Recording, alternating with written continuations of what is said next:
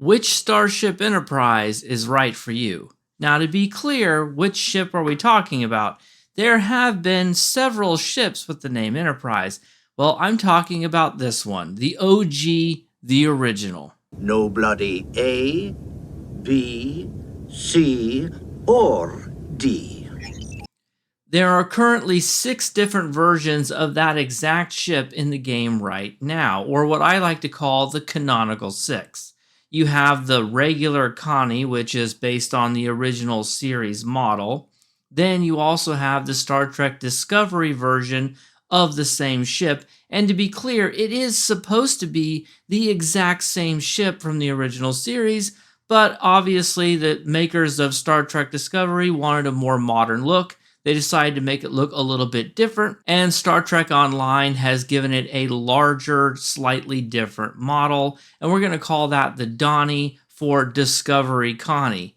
Then you also have the J.J. Abrams version from his movies, also known as the Kelvin Timeline, so we like to call that one the Connie with a K, or the K Connie, which is the Kelvin Timeline version, and it does look different. It is the same ship in the sense that it is flown by Kirk and Spock and all the rest, so all of these are supposed to be the exact same ship, this one right here, but they have their differences. So in addition to those 3 different versions, each one also has a legendary variant, hence giving us the 6 different ships. With the addition of the newest MUD's Market Bundle, the Disco's Not Dead bundle, it is now possible to acquire the entire canonical 6 as account unlocks without gambling.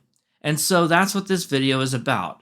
There are 4 different bundles that contain the 6 different ships. They all have their own strengths and weaknesses, and each of the bundles has their own positives and negatives in terms of recommending them to buy. They all cost around $150 after you do all the conversions to Zen and everything like that, and include sales and discounts. To be clear up front, I do think there is someone out there for whom each of these purchasing options is the right one for them.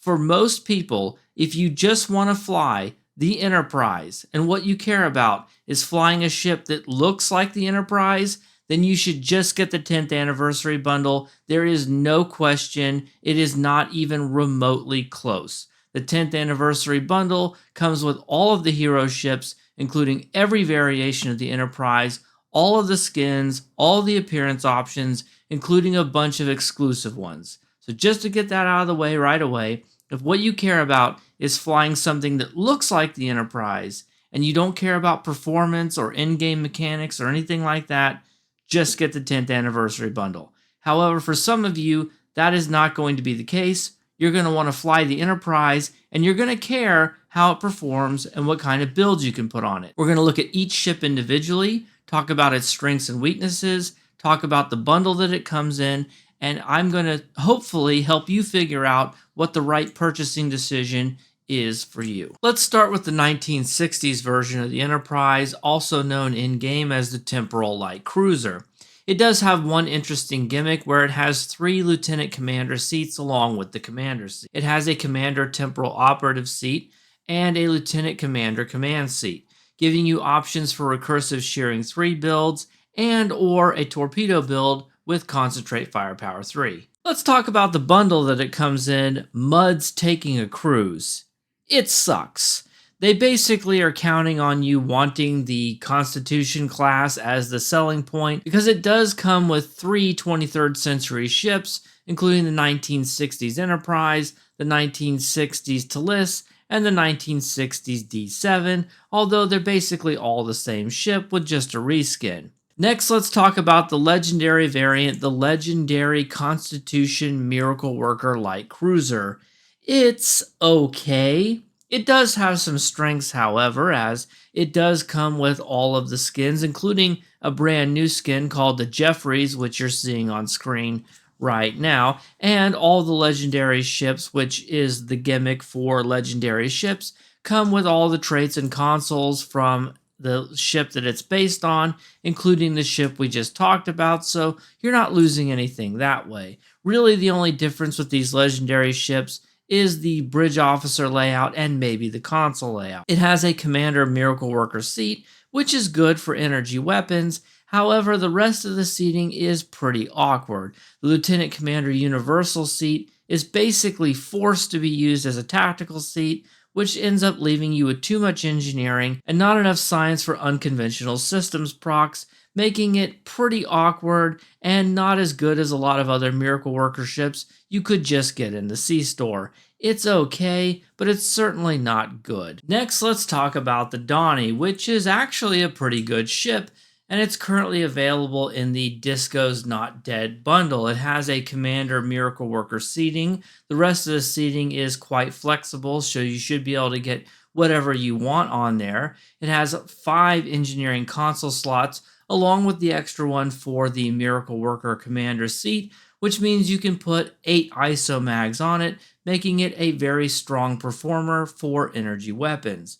It also has 2 hangar bays, so yeah, it's pretty nice. When it came out, people complained that it was too strong, and that wasn't really true at the time. It's still not true now, but it is a very solid ship.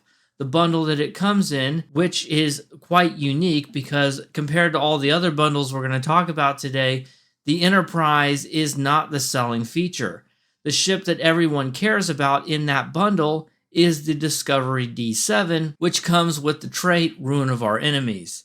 Now, that's one of the very best performing traits in the entire game, and you're getting it as an account unlock. Next, let's talk about the legendary variant, the legendary Donnie, also known as the legendary Constitution Temporal Flight Deck Carrier. This ship is pretty mid if we're being completely honest. It has all temporal operative seating. You can use a recursive shearing 3 build on it. It does have the 2 hangar bays, so it's not horrible or anything, but you're basically forced to use a Lieutenant Commander Universal seat as a tactical, and there's an obnoxious Ensign Engineering seat that you probably wish was something else. Next, let's talk about the Kelvin Timeline Constitution, also known as the K-Connie or the JJ Connie, or whatever you want to call it. It has a Commander Command seat with full command specialization, and all the rest of the seating is pretty nice as well, making it an excellent platform for either torpedoes or tanking. The bundle that it comes in, Muds Into Darkness, is relatively strong. 2 things that I like about it are that it has a nice selection of different factions. The 10th anniversary, for example, is basically all the hero ships, but that does mean that it's all Federation.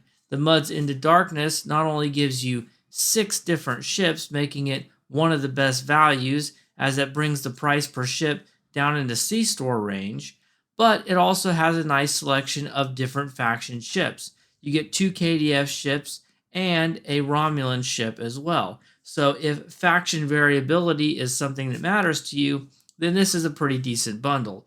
Also, the Kelvin Timeline D7 and the Einstein, which come in that bundle, are pretty decent ships in their own right, so it's a pretty good deal. Last but not least, let's talk about the legendary Kelvin Connie. Unlike the 2 other legendary ships we've talked about so far, this one actually gives its regular counterpart a run for its money. It has a full intel specialization with pretty rock solid bridge officer seating otherwise, and it makes an absolutely banger surgical strikes platform. So when it comes to all 3 of the different Constitution variants, the Kelvin Timeline ones end up kind of being the winners in terms of performance. Whether you get the original one and go for torpedoes, or you get the legendary one and go for surgical strikes, they're both really solid. So if you're a fan of the J.J. Abrams movies, you can't go wrong here. So, what does all this mean? Well, let's go through each option and discuss who it might be for.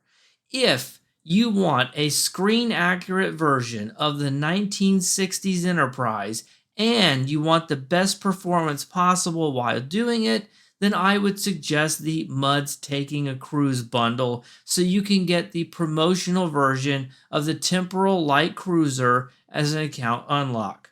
It is the best performing version of the 2 that have a screen-accurate skin of the 1960s show. If, on the other hand, you're more of a performance-oriented player and you care about performance more than anything else, but you'd like to have and Enterprise, then I might recommend the newest MUDs bundle, the one that's out right now, the MUDs Disco's Not Dead bundle. As the Discovery D7 has Ruin of Our Enemies, which is one of the best trades in the entire game as an account unlock, plus the original version of the Donnie that comes with it is a rock solid energy weapon platform as well.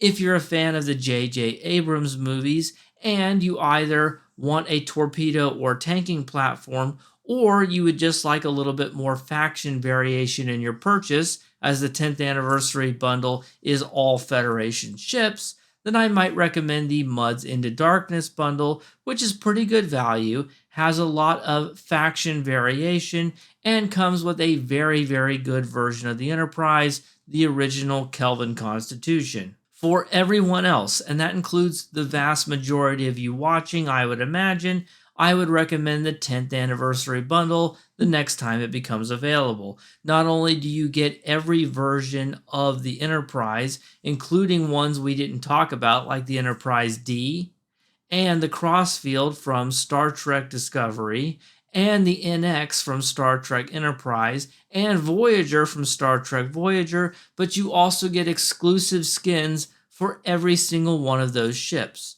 Oh yeah, and by the way, you also get the Enterprise F as well, which is now canon.